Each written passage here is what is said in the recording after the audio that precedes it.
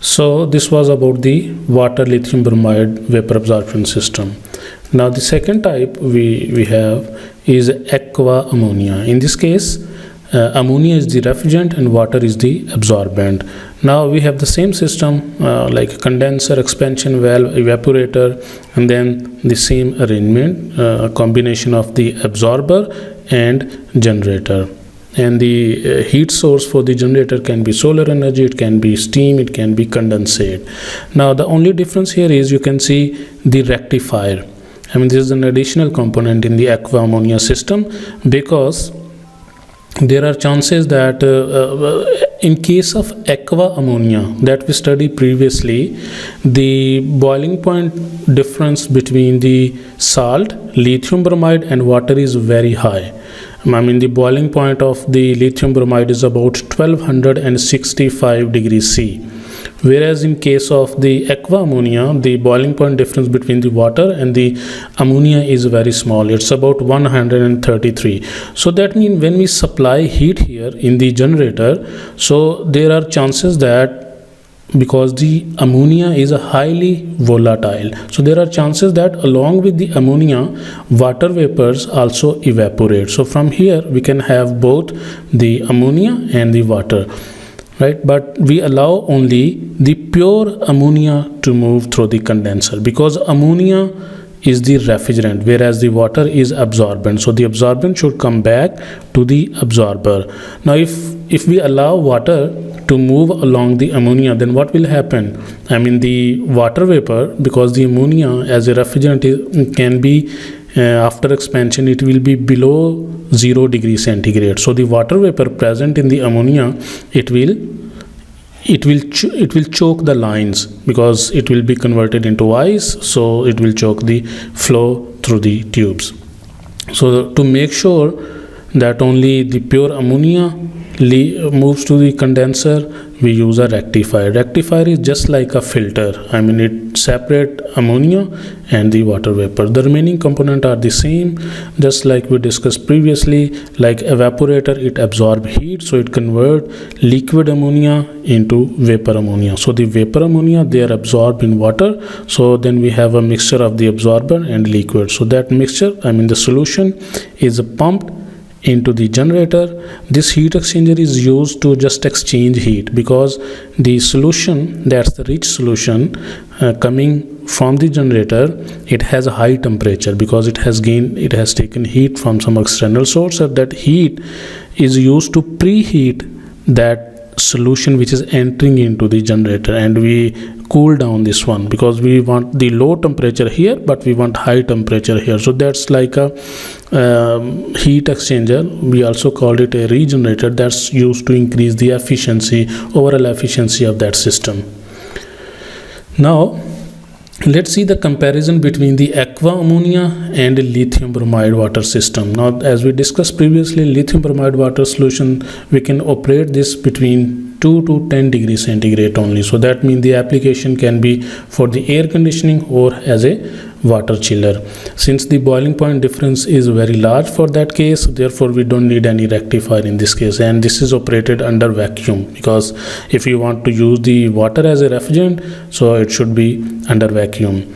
And then we have the disadvantage of this system, that there is crystallization problem, because lithium bromide is a salt, so there are chances whenever you use a salt, the crystallization problem exists there. So the salt particles, they deposited with the passage of time on the tube, so the flow is reduced and also the efficiency of the overall system is reduced. The other problem is the leakage problem, because the evaporator is under vacuum, so because of the vacuum there are chances that the air can enter into the vacuum, so the refrigeration process inside the evaporator can be affected, so the efficiency can be decreased because of these two problems. Now if we look at the aqua ammonia system is very versatile. It can, because it can be used both for the refrigeration. I mean, refrigeration means to produce temperature below 0 degrees centigrade as well as above 0 degrees centigrade. That means air conditioning application. So the aqua ammonia can be used for refrigeration application as well as for air conditioning application. However, these systems are more complex in design and operation due to smaller boiling point difference between the refrigerant and absorbent. That difference is between the ammonia and water is about 133 degrees centigrade. Right, the generator in the aqua ammonia consists of both ammonia as well as water vapor. So if water vapors are allowed to circulate with the ammonia in the refrigerant circuit, that can freeze and choke the pipeline of expansion valve. That's why we have to install additional component, additional filter, we call that rectifier.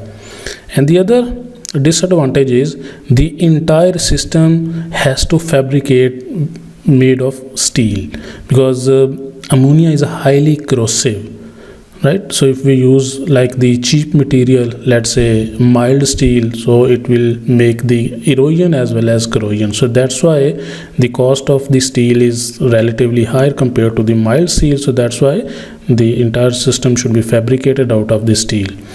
But the disadvantage is ammonia water system can be operated at much higher than the atmospheric. So the problem of air leakage as in the lithium bromide is eliminated. And unlike the lithium bromide system, there is no crystallization problem. However, since ammonia is very toxic, so we have to install additional safety equipment like the ammonia sensor, so that in case of leakage, the leakage of the ammonia can be detected. So that's the additional safety precautions are required. Lastly, just like we evaluated the performance of vapor compression system, similarly we have to evaluate the performance of the vapor absorption system, and that performance is usually made in terms of coefficient of performance. And we know the basic definition of the COP of the absorption is the desired effect produced to the required input, and the desired effect is the amount of heat removed in the evaporator, and the input is, one of the input is heat input and one input is the pump input, but the pump input is very small. Like we saw that even if we use 1 ton of refrigeration, the minimum compressor input required is about 3.5 kilowatt or 3500 watt. But a small circulation pump, they are normally 100 watts. So that input is very small. So the major input is the heat input. So that means the work input for the pump can be neglected. So the COP of the refrigeration is basically the ratio of the output, desired effect, and the input. And the major input is the heat supplied in the generator. Now, these two heat can be evaluated if we know, one method is if we know the enthalpy. That means QL is the difference of the enthalpy in the evaporator between the inlet and the outlet. Similarly, Qgen is basically the difference of the enthalpy in the generator between the inlet of the generator and the outlet of the generator. So if we know the properties of the mixture of lithium bromide and water, and similarly in case of aqua ammonia, if we know the properties of the mixture of lithium bromide water and ammonia water, then we can read the enthalpy from the table or from the graph. Then we can put these values and we can calculate the value of the COP of the absorption system. And the other way is we can convert this relationship in terms of directly measurable property, and the directly measurable property is temperature. So we can basically convert this relationship in terms of directly measurable property, which is also called a temperature. Now for that, consider this is a reversible refrigerator. In that refrigerator, let's say this one, that takes heat QL from the refrigerated space, right, and give to the environment through the condenser, and it requires certain input. Let's suppose that work input to the refrigerator is from a reversible heat engine, right? This is a reversible heat engine. The output of that engine is the input of the refrigerator. Now see that reversible heat engine that takes heat from a heat source at temperature Ts, that let's say that is Qgen, the heat from certain source, and that heat engine convert that heat into work output, and remaining heat give to the sink in the environment, which is at temperature, let's say T0. So that means the work output of that heat engine is in terms of Qgen. right? We can convert that work output in terms of Q gen. So that Q gen is basically times the efficiency of that. That's basically the input to the refrigerator. So let's say that work output W is reversible efficiency of the engine, reversible engine, Carnot engine times Q gen, and we know from the Carnot efficiency that thermal efficiency of the reversible engine is equal to 1 minus T naught by Ts times Q gen. Whereas what is the value of the heat removed from here? Let's say QL. What is the value of QL here?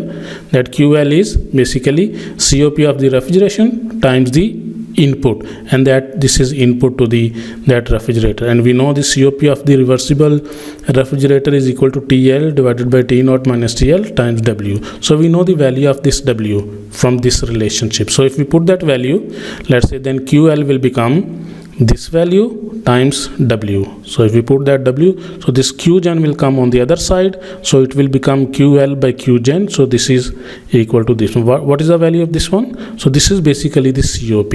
So that the COP of the reversible absorption system is equal to QL by Q gen. So it's in terms of the temperature. So that means if we know three temperature, one of the temperature is the environment temperature, generator temperature, I mean the temperature at which heat is supplied to the generator, and the temperature of the evaporator, then we can calculate the COP of the absorption system.